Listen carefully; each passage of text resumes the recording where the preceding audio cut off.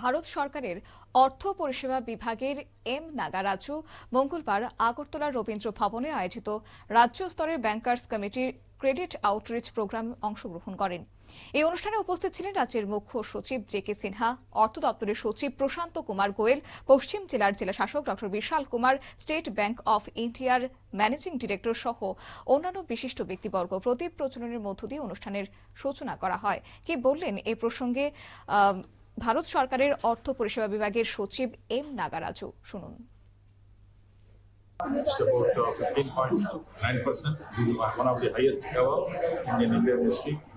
And this year also we are going to witness very good growth of the bank rate. For the two reasons, we have good capital base, all the private and public sector, we have good capital, and also our NPAs are lower compared to the past. Even this year, the NPAs have declined further. Now it is less than 0.4%.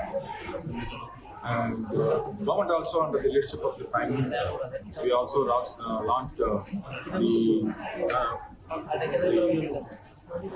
credit guarantee program for about 2.25 lakh crore due to this West Asia issue. And this is going to provide a lot of অনুষ্ঠানে বিভিন্ন সরকারি প্রকল্পের আওতায় সাধারণ মানুষের কাছে সহজ শর্তে ঋণ পৌঁছে দেওয়ার বিষয়ে গুরুত্ব আরোপ করা হয়। পাশাপাশি ক্ষুদ্র ও মাঝারি উদ্যোগ, কৃষি, স্বনির্ভর গোষ্ঠী এবং যুব সমাজের কর্মসংস্থানের লক্ষ্যে ব্যাংকগুলির ভূমিকা নিয়ে বিস্তারিত আলোচনাও করা হয়।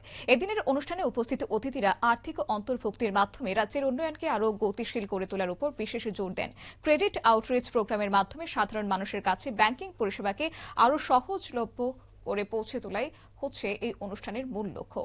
সংবাদ আপাতত এই পর্যন্তই। পরবর্তী আপডেটের জন্য চোখ রাখুন শুধুমাত্র নিউজ ভ্যানগার্ডের পর্দায়। নমস্কার।